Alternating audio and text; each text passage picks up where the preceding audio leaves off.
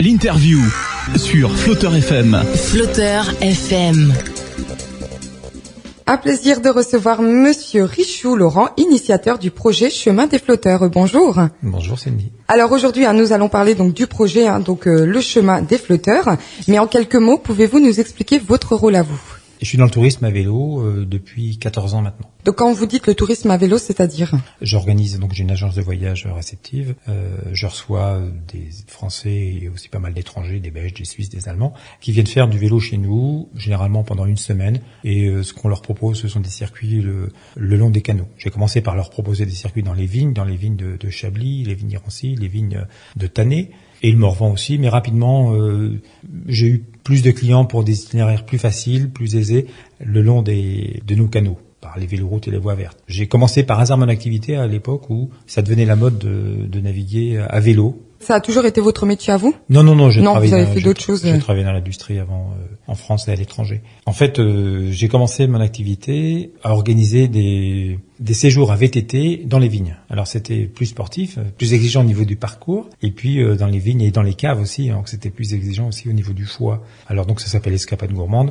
On a gardé le nom d'origine, Escapade Gourmande, mais nos clients viennent en Bourgogne pour l'espace, mais aussi pour l'image de la gastronomie qu'on dégage. Et alors donc pour quel but le Chemin des Flotteurs a été mis en place ? Alors le Chemin des Flotteurs, c'est une proposition d'aménagement cyclable entre la Bourgogne et Paris. Alors je l'ai appelé le Chemin des Flotteurs, mais le nom est pas défini. Alors ce qui se passe actuellement, nous on est basé à Auxerre, mais on rayonne sur toute la Bourgogne et notamment on utilise le Tour de Bourgogne à vélo. Alors pour vous rappeler ce que c'est, vous n'ignorez pas que au cœur de la Bourgogne on a un point triple, un point de partage des eaux, on a la convergence, la confluence de trois bassins versants, le bassin versant de la Seine, le bassin versant de la Loire et le bassin versant de la Saône, qui se rejoignent les trois un peu au sud de Pouilly-en-Auxois, vers Essé. Et donc, vu qu'on a trois bassins versants, on a des canaux à bief de partage. Le canal du Nivernais, que vous connaissez bien, c'est un canal à bief de partage qui relie la Loire à la Seine, donc le bassin versant de la Seine au bassin versant de la Loire. On a le canal de Bourgogne qui lui opère la jonction entre la Seine, Lyon, l'Armançon, l'Ouche et la Saône, et donc la liaison entre la Manche et le Méditerranée. Puis on a le canal du Charolais, le canal du Centre, qui lui fait la jonction entre la Loire et la Saône. Alors donc, si on regarde sur une carte, ces trois canaux, si on rajoute le canal latéral à la Loire, on a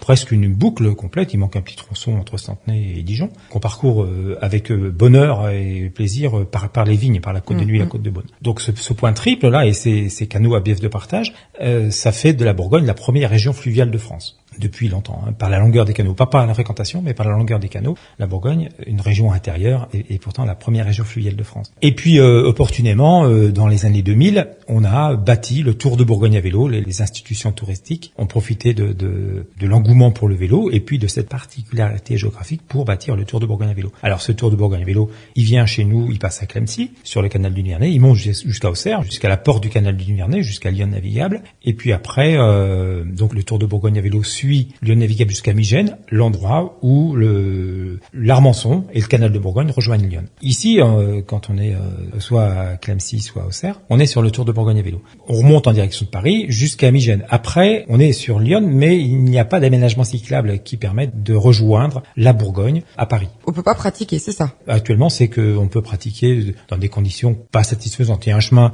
que les pêcheurs, que les locaux connaissent bien, mais on peut pas se permettre d'envoyer des touristes là-dessus. Il y a des orties, il y a des dépôts d'ordures, ça manque, on peut pas accueillir. Ça manque un petit peu d'aménagement, c'est ça ? Ça manque un petit peu d'aménagement.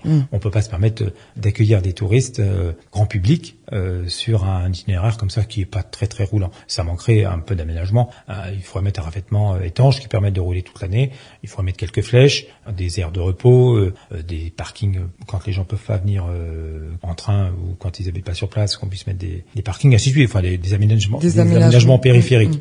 L'essentiel est là. Le chemin de halage existe. La plupart du temps, il est encore utilisable. Il y a des arbres qui ont poussé. Des fois, la végétation, quand le chemin n'est pas emprunté par les pêcheurs, la végétation a repris ses droits, donc le chemin est plus étroit. Mais l'essentiel est là. Les paysages sont jolis parce qu'on est en bord de rivière. D'autre part, quand vous descendez sur Paris, alors au début, vous avez de l'animation sur la rivière qui est faite par les pêcheurs, qui sont la plupart du temps, alors des fois il y a des grincheux, mais la plupart du temps on a quand même des contacts cordiaux avec eux et sympathiques. Et puis une autre animation est faite par les bateaux. Alors vers chez nous on rencontre surtout des bateaux de plaisance, mais plus vous descendez, plus la rivière est navigable par des bateaux de taille importante et plus vous avez de trafic. Et ça c'est relativement intéressant de voir une activité économique. Ça complète bien le voyage. Il y a des beaux paysages naturels, cette activité économique c'est une sorte de tourisme industriel si vous voulez, qui à mon sens est intéressante. Et alors faire du vélo, quels sont les avantages? Le vélo revient à la mode maintenant, surtout pour la population d'urbain. Ce futur itinéraire cyclable entre Paris et la Bourgogne, c'est pas par hasard. Si je désirerais relier Paris, c'est 12 millions d'habitants, c'est des aéroports et des gares internationales. Donc la plupart des touristes qui viennent en France arrivent par Paris. Donc là, on a un réservoir de population, de touristes qui arrivent de ce côté-là. Ces gens-là sont pour la plupart des urbains. Et de plus en plus, ils ont besoin de respirer, ils ont besoin de nature. Et cet itinéraire pourrait leur apporter ça, cet itinéraire en bord de rivière, avec des espaces préservés, naturellement préservés, pourrait tout à fait combler ce besoin de nature. Donc ça, c'est pour la population urbaine. Après, pour les locaux, pour les gens qui habitent, par exemple... À proximité, pour les gens qui habitent Joigny, Sens, on se rend compte dans d'autres régions que les aménagements qui sont au début faits pour les touristes sont rapidement colonisés, adoptés par les locaux pour leur itinéraire, soit d'agrément, soit leur utilitaire, pour aller au boulot, pour aller à l'école. On va prendre des bords de rivière qui sont aménagés parce que c'est très très plaisant de se promener comme ça. Ça nous sort du flux des voitures. Quelquefois c'est un peu plus long, mais quelquefois aussi ça permet d'arriver directement au cœur de la ville. Les villes sont généralement construites au bord des cours d'eau. Donc, alors quand on a développé ces villes pour la voiture, on a fait des rocades, des ronds-points, des tas de choses comme ça, dans lequel le vélo, les usagers du vélo ne sont pas du tout à l'aise parce qu'on leur fait monter des côtes, on les envoie à perpète, alors que les rivières généralement passent au cœur des villes, au cœur historique des villes, en douceur. C'est pas rare que les gens redécouvrent leur ville par la voie d'eau, alors, soit sur un bateau, soit sur un vélo, mais on a un point de vue intéressant quand on est ras de l'eau. Je pense qu'on est beaucoup plus attentif aussi, en même temps peut-être, moins pressé. Parce que si on serait sur des routes comme vous dites, c'est sûr qu'on a l'attention, on est libre. Le fait de pas avoir à se soucier à la fois de la sécurité, de savoir s'il n'y a pas un camion qui va vous sauter dessus par derrière, le fait de savoir s'il y a pas quelqu'un qui va déboucher à droite, le fait de pas avoir à regarder sa route, ça libère les oreilles, ça libère les yeux pour profiter du paysage et pour un peu faire l'éponge et puis s'inspirer, s'imbiber de tout ce qu'il y a autour. Donc on peut aller jusqu'à Migène, c'est ça? Alors, si on reprend l'itinéraire, l'itinéraire que je préconise, moi, je l'appelle le chemin des flotteurs. Oui. Je suis un peu un opportuniste, en profitant, si vous voulez, de l'opération Un train de bois pour Paris, là, qui a été une belle aventure et un succès incroyable, mais qui reste un événement, qui va pas laisser de traces. Mon idée, avec l'accord des gens de Flotte Escale, Durand et compagnie, c'est un peu de pérenniser leur aventure et de pérenniser cette histoire de 4 siècles du flottage du bois.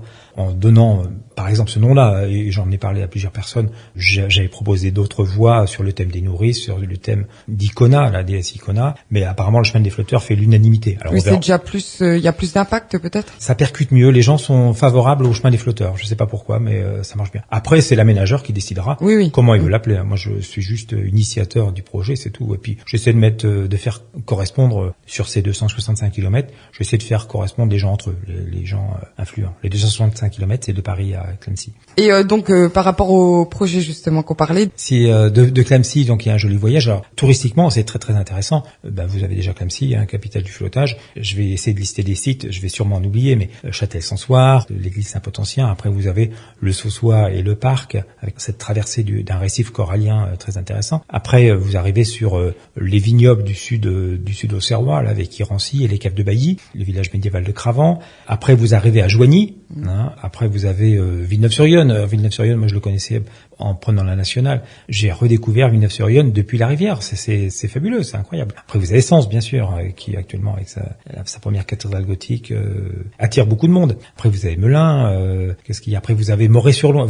Vous avez la confluence entre Lyon et la Seine, la Montreux. Et tout de suite à côté, vous avez Saint-Mamé, une capitale de la plaisance intérieure, c'est la confluence entre la Seine et le Loing. Et puis, vous avez juste à côté Moret-sur-Loing. Une découverte, jolie petite ville, des moulins, le peintre impressionniste. Oui, avec un beau patrimoine. C'est vraiment une excursion touristique de premier choix.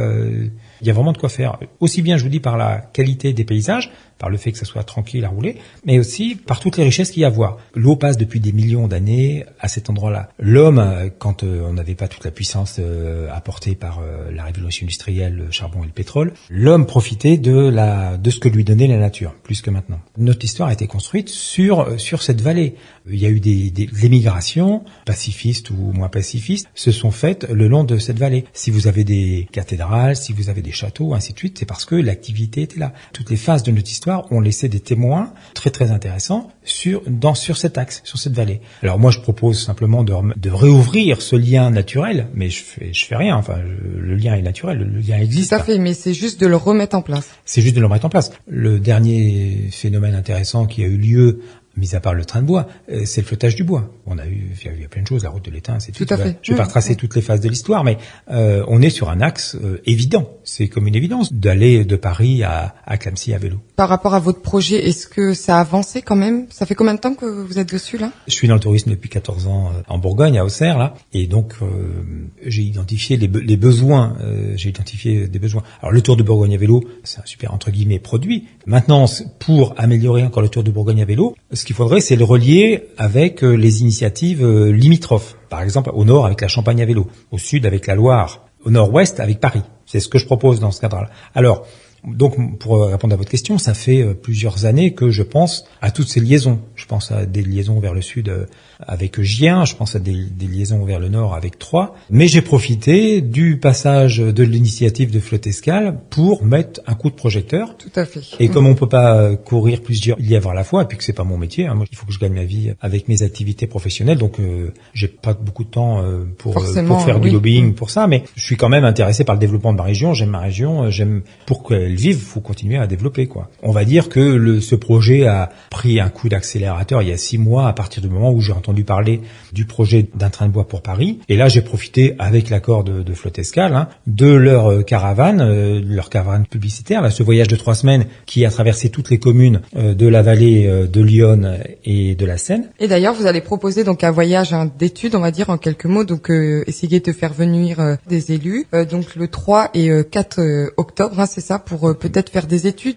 Donc on a créé un site internet qui s'appelle www.chemin-flotteur.fr sur lequel il y a tous nos arguments. On a créé un flyer aussi, un prospectus qu'on distribue, qui rassemble votre projet, qui fait une synthèse du truc. Et on a fait le 11 juin, on avait fait une conférence à Auxerre lors du passage du train de bois à Auxerre. On a fait une conférence, on a fait intervenir différentes personnes, des gens qui ont présenté la partie historique. Alors donc la prochaine phase de mon travail d'information auprès des décideurs, c'est une balade à vélo, on peut l'appeler voyage d'études et ainsi de suite. Quand je présente mon projet aux personnes influentes alors tout le monde voit de quoi je veux parler, tout le monde sait grosso modo où passe la rivière, mais les gens savent pas si on va passer rive droite, rive gauche, ne savent pas quel est l'état du chemin, quelles sont les quantités de travaux à faire, quel est l'intérêt. Ils me trouvent sympathique et ils veulent bien me croire, mais ils en sont pas forcément. Faut toujours retrouver sur place les inconvénients, les avantages. Je veux que chacun se fasse sa propre idée et puis se rendre compte de la réalité des choses. Pour plus de renseignements, donc si vous souhaitez donner votre avis aussi, on peut sur le site internet donc www.chemin-flotteur.fr